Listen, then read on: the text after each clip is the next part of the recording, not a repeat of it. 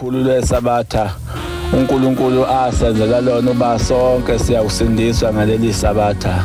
Njengoba kuyisabatha elikhulu kangaka abakhonza abahle benkosi sibonga uNkulunkulu esigcino lonyaka ka2020 esingene kuwo ngomusa kaNkulunkulu esithanda.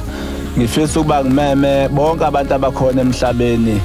Ngimema intombi zalelizwe, ngimema amakhosikazi akulelizwe, ngimema amadoda akulelizwe. Ngizothi kini nonke uNkulunkulu omhle uyanithanda.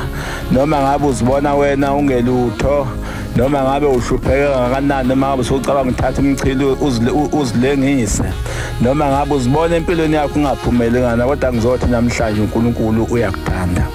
Ngifisa abantu benkosi mhlawumbe ngaphambi kuba ngingena kakhulu kule nkonzo nje isihloko sami engifisa uba ngikhulume ngaso ileso sokuthi noma ngabe wena uzibona unjani, kodwa kufunakala uba ngisho abantu benkosi ukuthi uNkulunkulu uyanithanda.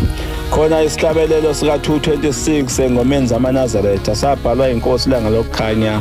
Lesi sihlabelelo sika 1945 eMkhayideni. Sithi kufa wena uyisitha kuba bonke abaphilayo abadala nabancane nxa befika bayakhala. Awuncengo awunaka umthandazo wentandana awunaso esihawu nenyembezi zolusizi. Kufa wena ukhethi isicebu nempofana awunakho okuthengwa ngegolide nangesiliva. Oyinkosi noyinceke bayefana elibeni bembathiswa ingubo yinye yona impethu nentuthwana. Lamazwi bantu benkosi amazwi alotshwa uShembe. Amazwi lawa asezulwini uNkulunkulu wayezama ukuvezela abantu emhlabeni ukuthi noma ngabe emhlabeni njengoba siphila nje kufuna sazi ukuthi uShembe emhlabeni ukhona, uShembe ezulwini ukhona. Njoba silapha siphila nje sizaliwe, kodwa obabamkhulu bethu abasendule bafike baboshwa ngala abahlezi esigodini sosizi. Yiba bahamba bayoguqa phambi kaShembe bathi inkosi siyafisa ukuba sizonikela inkosi ngemndeni yethu esemhlabeni uba inkosi izosithethela amacala lapha kuNkulunkulu. Ngiyengithanda ukukhuluma indaba engenza njalo ngithinte le ndaba ngoba abantu emhlabeni abantu balwela ukuba bacebe babe nemali bahlale emizini emihle basebenze imisebenzi yamaposition emihle, kodwa bakhohlwa abantu ukuthi egcineni kosuku ukuba khona kwethu la umuntu nomuntu ufuna azi ukuthi uzawufika usuku lokufa. Mase kufika usuku lokufa noma ngabe ubunemali noma ubuhlaniphe kangakanani, kodwa ngale kwethuna ila uzofica khona uShembe umbotho uShembe lo obekhunywa ngaye emhlabeni. Kungani sithi uShembe uNkulunkulu. Batwana benkosi ngizomema into enjalo ngoba lamazwi uNkulunkulu wawakhuluma, lamazwi wakhuluma kwaxoxa kakhulu indoda ezali baba wami. Iyayithi mayikhuluma le ndoda izizikhali inyembezi, ithi inkosi yakhuluma phambi kwabo ngesikhathi bekhona. Ithi ke lamazwi alotshwa ngoba uNkulunkulu wayekade enze isithembiso esikhulu nendoda enguJoshua eyayithathe umsebenzi kaNkulunkulu ngemuva kaMoses. Uthi ke le ndoda ke yaphuma nomphongo lesivumelano bahamba belandela uNkulunkulu, uNkulunkulu ebathuma la bekade bathuma khona. Uthi ke bathi mase befika lapha na emzini waseJerikho labazunga zakhona kasikhombisa zawindoka zeJerikho basibengene behlala ngaphakathi. Ithi uNkulunkulu wamiyala kakhulu uJoshua, wathi Joshua uzungisize lapha uhlale labantwana bakaNkulunkulu ugcina amasabatha amwenza imikhosi yonke yePhasika engokuyale ngayo. Ithi kuzungisize ungalokuthi uphume uhambe yoganwa yezinye izizwe engesizona zezwe lakho ngoba lokho kuyokwenza ukuba uxabane nami. Ngikhuluma le ndaba bantu benkosi uJoshua akaze wanaka. uJoshua wahlala kwafika sehlezi kuhle zonke into zabazinhle akaze abona ukuthi khona inkinga. Egcineni kosuku lezi zizwe zingomakhe zabona seyiphethe usizi ziyahlupheka. Kwase kusondela izizwe zazonikela ngeintombi zazo zathi mangase usinikeze ukudla siyawunikela ngabantwana bethu ukuba bakugane babe ngomkakho. Wayesehehe uJoshua wayesebathatha labantwana wayesebenza omkabo. Kodwa lathi malishona ilanga abantu benkosi wayesefika umnikazi wesonto, wayesefika uJehova umnikazi wezinto zonke wesethi Joshua sewusephulile isithembiso engisenzile nawe. Ithi ke manje ngizokwenza uba ugule Joshua ufe. Uthi ke bawuhamba abantu bakungcwabe babuyise inhlabathi phezulu kwethuna lakho. Ithi ngiqinisile Joshua bathi besuka abantu kade behlabelela ingoma ethi nqa ngifike eKhala mangingesabi.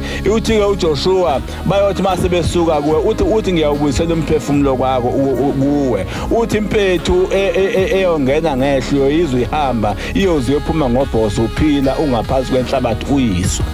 Ngifisa abantu abenkosi njengoba silapha nje sikhuluma indaba kaShembe, sikhuluma uNkulunkulu ukuthi uzomshiya lapha emhlabeni umfice nangale kwethu nabantu abenkosi. Ingakho uShembe kaloba le ngoma njengoba usubuka indaba la lapha ngasekugcineni. Inevesi lapha elisimanga ela khona ethi uShembe Nkosi yami ngisindise ekufeni kwesibili nxa kubhubha inyama kodwa kusinde umphefumulo. Yikuphi lokufa kwesibili uNkulunkulu akhuluma ngakho nabantu abenkosi? Indaba yokuthi umuntu kuyenzeka angcwatshwe lapha emhlabeni athi sengcwatshwe kodwa afike umuntu afe kwesibili esefile sengale. Ngiyengicabanga indaba enkulu bantu abenkosi ngathi ngihamba lapha eThekwini. Uma udlula lapha ngihamba ngoSoldiers Way ngase ngihlangana lapho uma uhamba ngoSoldiers Way kukhona uMcDonald omkhulu lapha ngasenhla kunanethempeli alilapho lakaDukathole. Uma ngihamba lapho nginqamule emgaqweni sengihlangana nendoda. Le ndoda uyindoda eyakwanzama ubaba nje semdala lo baba ngahlangana eseqhafazile lo baba. Lo baba sasesibonana naye lo baba sabekela sihaxoxa. Lo baba uhamba emesezana ngiyambona lo muntu wembetho usizo lisabeka ngohloko lesimanga. Mntaka kaNkulunkulu kodwa nje ubuxakeke ngakubikela indaba yakho kuzokwenzakalani njani ngifuna ukuyiphuthuma le ndaba abantu abenkosi. Indaba kanzama ikhonza ezindle zenkosi sabe sesixoxe ukhunzama engibikela usizo lisebeka uthi unzama mntaka kaNkulunkulu uNkulunkulu wangibusisa ngeinsizwa zezithupha lapha ekhaya engibusisa mina nomngane. Ithi kodwa ngenzakala into engazi ukuthi ngayichaza ngithini emhlabeni ngoba insizwa yami yokuqala uNkulunkulu ayengibusise ngayo yavelwa icala ihamba nabangani baye yaboshwa afika agwetshwa udileka jela. Uthi ke emveni kwalokho yangaphinda futhi umfana mesibili ngathi ngiseThekwini ngezwe nakuthiwa futhi usevelwe icala na futhi ngathi ngenkantolo afika waboshwa nagwetshwa udileka jela. Uthi ke kwahamba iminyaka ethize enganakile uthi nalomfana omunye wesibili naye waboshwa nowesine waboshwa nowesihlanu futhi waboshwa. Uthi ngikhuluma nawe ingane zami zonke ziboshiwe zisihlanu. Ithi ke khase ngisenomfana oyedwa sengethembele kuye ukuthi lo mfana noma ngabe ngafa sekuyena umfana osewungcwaba mhlanga ufika insuku zami zokuhamba emhlabeni. Uthi ke wena ngihlangana nawe ngilapha nje kuSoldiers Way njengamanje na ubona ngiphelelwa amandla njengamanje na ngikhushukele na iBP noshukela manje angisazi. Ithi kade ngifundwa induna ezwe lakithi ithi baba usiyane nzama ngithi angutshede segcekeni namhlanje nakwakho kugcwele amaphoyisa kubanje umfana wakho lo obekhona wokugcina utholakala nezinto ezithize wayibala uthi ngamanje amthatha amaphoyisa siyawombopha. Uthi ke ngisangene manje akukho engingakwenzile ukuthi ngihambile ngaya kubantu ngafuna inyanga ngithi ngifuna mhlawumbe ukuthi bangilungisele ukuphi lapho konakele khona bantwana benkosi. Ngifisa uba ngisho ukuthi bantwana benkosi noma ngabe wena uzibona unjani kodwa ngifisa ukusho ukuthi nazi ukuthi uShembe uyanithanda noma ngabe uzibona ungelutho wena kodwa uShembe uyabathanda abantu. Indaba yokuthi umuntu nomuntu akayisondezene umuntu eze kuShembe uthi inkosi ngiyaxolisa ngoba umthwalo lo uthwelekho akekho ozokwethula. Uma ngabe uNkulunkulu ekudonsondela kuhamba kuShembe uyothula imithwalo ngoba njoba sikhuluma nje uShembe uthula abantu imithwalo lapha ebuhleni bantu benkosi. Nale ndoda ke ngakhuluma ngathi na ndoda ngazi ukuthi ngizokweluleka ngithini. Nginento ke ngeke ngifundise ngaye abantu emhlabeni ngithi mina ngathi nzama. Into ezokusiza fanele uhambe kuShembe. Ngathi kodwa nzama into ezokusiza fanele manje uhambe ekhaya. Ukufika uhlale phansi ekhaya ubhatalisa ukuthola iminikelo unyakazele emndeni ngoba umuntu mayisekezozala abantu abenkosi kunemndeni esihlanu ehlangana ngaphambi kuzala umuntu unomndeni wakubo umuntu unomndeni wakomalume wakho unomndeni wakomalume kama wakho unomndeni wakomalume kababa wakho. Uma usuganye unemndeni wakho wesihlanu owasekhweni lakho uma unonkosikazi oqhoyisile watheka ngenyongo. Ngithi ke nzama ke uzama ukubhatalisa iminikelo uyihlukanisele iminikelo ibe isihlanu nawe zama ukuhamba ekhaya ufike uyibeke le minikelo uyichaye phansi o10 nalabo abawu5 uma usuthi uzocela mhlawumbe uthi ucela uShembe aguqule labo o10 nabenza babe yinkomo ngokwasezulwini bavuke labantu bahambe ngathi ukhuluma into ezisihlanu wena uphethe imali ezisihlanu uzokhuluma into ezisihlanu ucela uShembe uthi akahamba bafuna abantu bakini abageze abakhiphe esigodini sosize abenze abantu bakhulume uma usubanikela nenhlambuluko yabo. Ngithi ke uzobe usubathuma uthi uyacela uShembe akabahlanganise lapho bekhona bayofunda nje ingane zakho iphele ejele nje yini inkinga.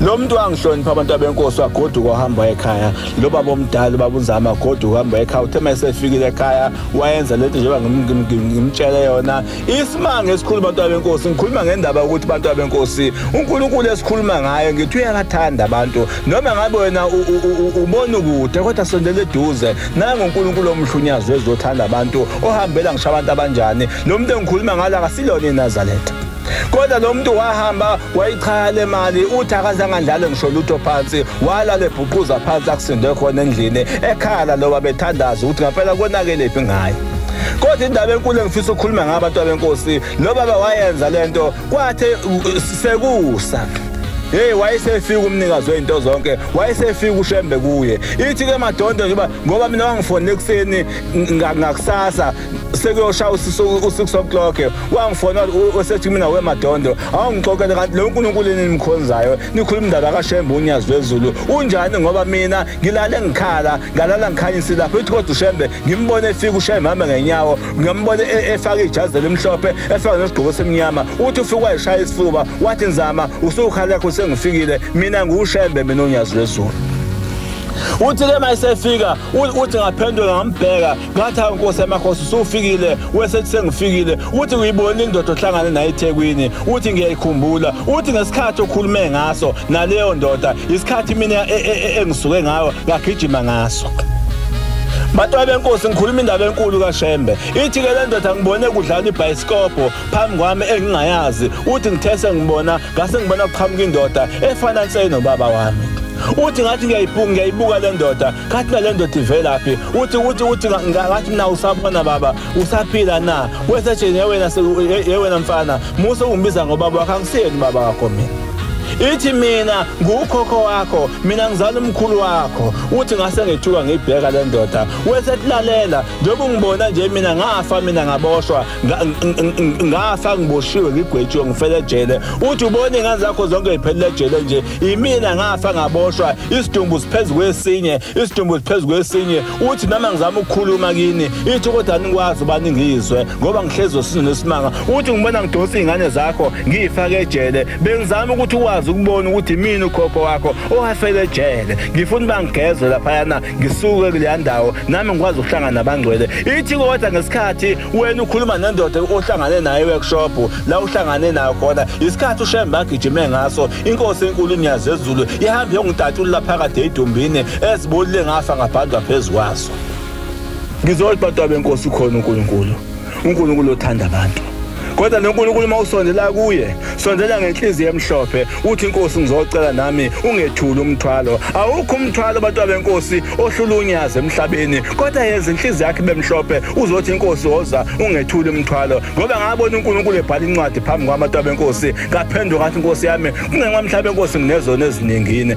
angizange ngiyikhole lo muntu uthi ke lo muntu ke ngisize ngoba nayo inkosi sengidonse ngaze ngafika kuwe ithi phuthuma mntanami uhambe thathe lo mnikelo uphethe weinkomo ezisihlane cabanga ngendaba oyikhulunywa emhlabeni kodwa izwa abantu abalele ngale kwelizayo ithi phuthume ekseni uhambe ebuhleni ithi kodwa mawusufikile mntanami usize ufike ungishayile itikiti ungilayithele ibani ungigqokisa umNazaretha ithi ngiqinisile mangabe usungenze njalo ucela uShembe ukuthi akangiqaqoza Nkosi laba engafa bese ezandleni kimi ithi ngiqinisile kuzawuvikela ebuhleni ithi ngiyabeka ngutshele ithi mase ngifikile ebuhleni usenginikele ngagezwa ithi ingane zakho ngizoyikhipha zonke bantu abenkosi kwase kuseni lendoda ngayilinda yaze yafika le ndoda yahamba yazawunikela yafika ashaya itikiti likakhokho wayo wamtshela ngisho igama la yonke into abantu abenkosi sahlala salinda ngacaba ngathi kodwa into nje iyenzeke noma ngiyaphupha ngilele cha ngiphupha ngilele uNkulunkulu ugila izimanga lezahleze ezigila nangakini uShembe uyayigila izimanga nangakuphi uyayigila izimanga kodwa ngithi sondela kuwe ngenhliziyo emhlophe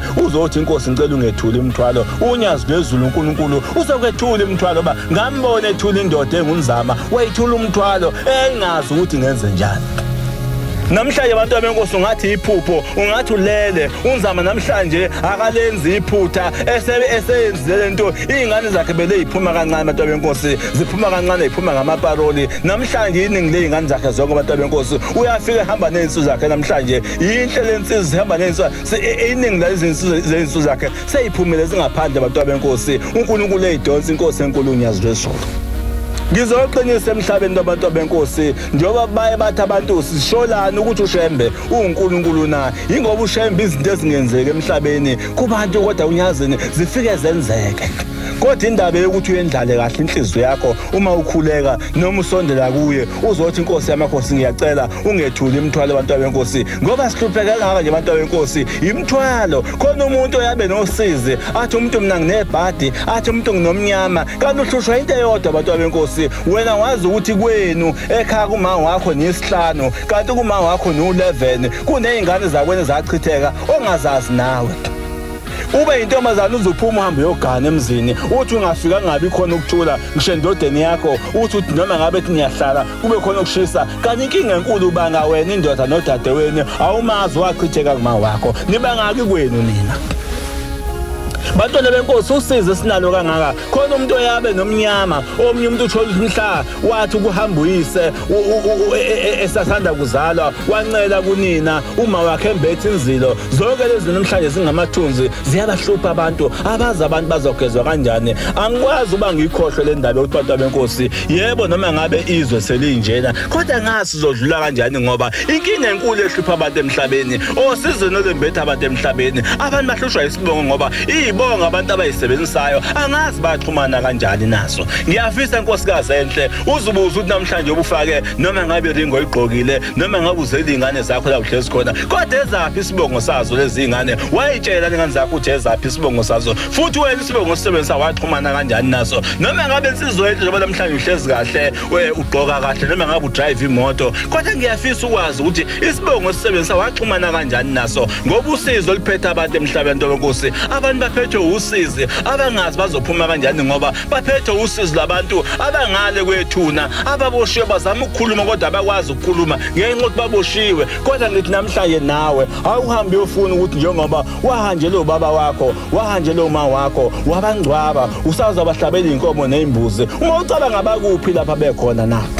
ngoba khona into ehlupha abantu benkosi ungcwaba umuntu ithi inkosi inyanga yezulu uma uwangcwaba umuntu wathi ubaba wami noma uma wami njobe efile nje ubulewe ngabantu ithi ngiqinisile noma ngabe ngamhlabela imbuzi neyinkomo omnikelele ithi lo muntu akayindawo ngoba kuyoze kufike lo muntu ethiwa umlalo uze kuthethwe icala. Ithi ke ngiqinisile njengoba ngikhuluma nabantu benkosi ngikhuluma le ndaba nje khona abantu abacupha abazali babo babaphathisa immese babaphathisa amagotsho umuntu kodwa mhla esebuyisa abazali bakhe athe ngenkulu inkomo athi ngilanda ubaba ngilanda uma kodwa ayimcuphile athi angafika lo muntu ababhubhise bonke laba bantu. Ngifisa kodwa ukuthi ngithi babo muhle usukhulile manje usumdala isikhathi sokuthi mangabe wakwabulala umuntu hamba manje ucabanga indaba yakho wamhla kufika usuku lokufa uzothi uma uvuka lo muntu umfice laba bantu bemile beyidumbu bekulindile. Isikhathi soba namhlanje noma ngabe wawuphethe isikhwelesini wabulala ingane yomnakweni noma ngabe wawucasilwe indoda noma ngabe wawunjani kodwa namhlanje abantu benkosi into ayidluli kumuntu engazange ayivume. Isikhathi soba abantu benkosi siye enkulunkulu siyothula imithwalo ngoba isihlupha abantu benkosi kukhona ingoma lapha ekhaya ngangiyithanda le ngoma yayivama uhlatshelwa umfundisi uChiliza ethi hayi inhlata yabo abathethelela izono bese lapha emhlabeni phambi kwayinxeku ithi ngiqinisile ngoba kuzoba nzima ukuvuka ngane kwethu nisufuna ukuvuma isono. Kodwa ngiyafisa ukuqinisa abantu benkosi kukhona ukuphila ngale kufeni baye bathi abantu umuntu mayesefile akanaso isabelo kodwa mawufuna incwadi abaseKorinto 15:11 ithi noma uwe noma abanye benu basho kanjani ukuthi akuvuka kwabafile na ithi manje ukuphika nithi akuvuka kwabafile ithi na uJesu Kristu kavukanga ithi niyofundisa ngofakazi abaqamba amanga kodwa namhlanje ngizonimema ngithi bafowethu nawe ufuna ukuthi ubaba wakho noma wakho njengoba salo kambe emhlabeni nje waphuma wabhekaphi awuzukwehlelwa inkinga ehlela uJoshua kathiwa nawe uzothi mawusungcwatshwa uNkulunkulu abuyisela umphefumulo wakho kuwe esidumbini sakho uzwe impethu nentuthane ingena ngehlo iyophuma ngobhozo usuwedwa. Kodwa ngifisa nikhumbule abantu benkosi sonke lapha sizithunywa sizosebenzela imindeni yakithi eboshiweyo ngithi bafowethu sondelani uNkulunkulu uyanithanda sizwa yakithi manje ngakhuphi ukudwendwe wozuzonikela kuShembe manje nawe mama usuyaguga awuzange uyiqhumbuza inkomo uphoyiswe woza kuShembe nawe dadewethu ongasebenzi nonosizi musu uzibulala isifo esikuphethe mhlawumbe namhlanje uphethwe isifo secancer noma ngabe uphethwe isifo esikuphetheyo esithize awukubheke kodwa ukuthi akusibonana abantu abafa benalezi zifo abangazange bagezwe namhlanje lokufa sebese esebengibhathise wena na ngoba khona abantu ababekuyifingo babekuyiqalekiso phezu kwamakhanda abantu benkosi kodwa ngithi sondelani nganeno nangu uNkulunkulu omuhle unyazi lwezulu othanda abantu ngizoxolisa ukuthi nangu uNkulunkulu uyabathanda abantu kuvuliwe ebuhleni bamaNazaretha kulindelwe abantu abazothula imithwalo Nkosi yami ngisindise ekufeni kwesibili nxa kubhubha inyama kodwa kusinde umphefumulo ngalawo mazwi amafishane msakazi ngifisa ukuba ngehlisele lenkonzo ngithi inkosi ayibusise nokuzulekho amen